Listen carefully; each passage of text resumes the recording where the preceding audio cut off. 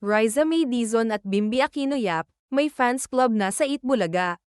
Hindi may kakaila na tuwing nababanggit ang pangalan ni Riza May Dizon at Bimby Aquino Yap sa usapin ng telebisyon at entertainment, maraming netizen ang agad na nagpapakita ng suporta at interes. Bagamat magkaiba ang kanilang naging landas sa industriya, pareho silang lumaki sa harap ng publiko at nasubaybayan ng maraming Pilipino mula pa noong sila ay mga bata.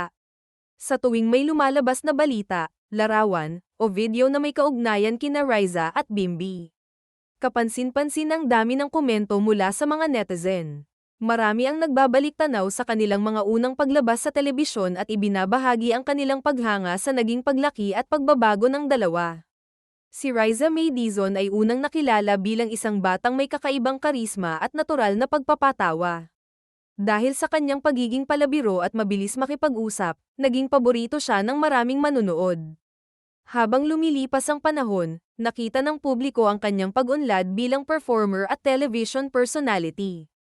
Maraming nananatiling taga-suporta niya hanggang ngayon dahil sa kanyang pagiging totoo at magalang sa kapwa. Samantala, si Bimby Aquino Yap ay matagal ding naging pamilyar na mukha sa publiko.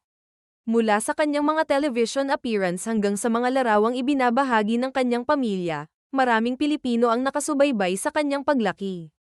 Dahil dito, nabuo ang isang malaking bilang ng mga taong interesado sa kanyang mga ginagawa at patuloy na naghihintay ng mga bagong balita tungkol sa kanya.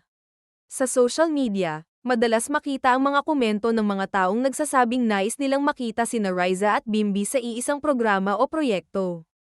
Para sa marami, magiging masaya at kakaiba ang kanilang samahan dahil pareho silang lumaki sa mata ng publiko at may sariling personalidad na madaling magustuhan ng mga manunood. Isa sa mga kapansin-pansin ay ang pagiging positibo ng karamihan sa mga komento. Marami ang nagsasabing suportado nila ang anumang proyekto na maaaring gawin ni Riza at Bimby, basta ito ay naaayon sa kanilang kagustuhan at tamang panahon. Sa bawat pagkakataong nagiging usap-usapan ang kanilang pangalan, makikita kung gaano kalaki ang epekto nila sa publiko. Ipinapakita nito na kahit hindi sila palaging napapanood sa telebisyon, nananatili pa rin ang interes ng maraming Pilipino sa kanilang mga buhay at karera. Ang ganitong uri ng suporta ay karaniwan sa industriya ng entertainment. Hindi kinakailangang magkaroon ng opisyal na organisasyon upang maipakita ng mga tao ang kanilang paghanga sa isang personalidad. Ang pinakamahalagang katotohanan ay nananatiling malakas ang suporta ng maraming Pilipino kina Riza May Dizon at Bimby Aquino Yap. Patuloy silang pinag-uusapan dahil sa kilig, magagandang alaalang iniwan nila sa mga manunood at sa pag-asang makita silang muli sa mga proyektong magbibigay ng saya at inspirasyon sa publiko.